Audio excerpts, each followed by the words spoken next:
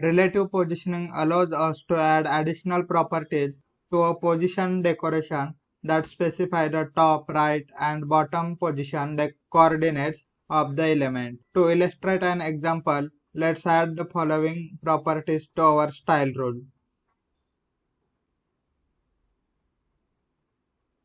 Now save our file and take a look at this in our web browser.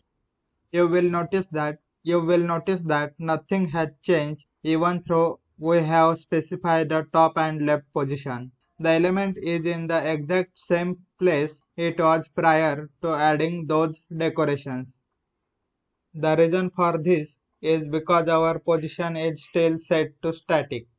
Let's go ahead and change the position to relative and see the difference. Save the file and refresh the web page. We can now see that this element has moved from 50 pixels from left side of our content area and 50 pixels down from the top of our content area. Now let's work with nested divs. We are going to create a div inside this div and see how the relative positioning is affected when we are working with nested in parent div. The first thing we need to do is create the ID selector for the nested div. We will call it div2 and we will create some properties for this div.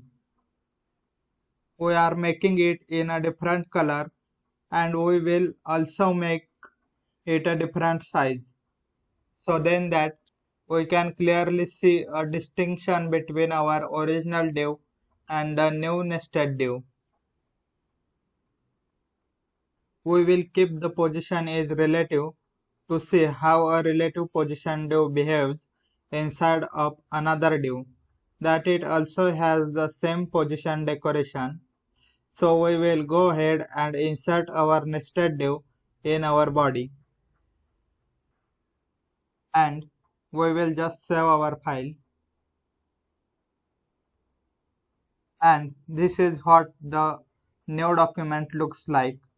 We can see that our nested div is situated within our parent or container div.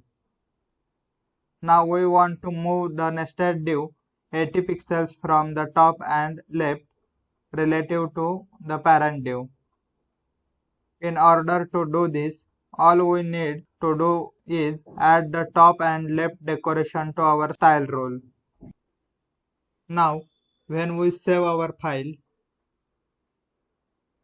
and refresh the web page, we can see that the nested div has moved 80 pixels from the top and 80 pixels from the left, relative not to the web browser's content area but to its parent div.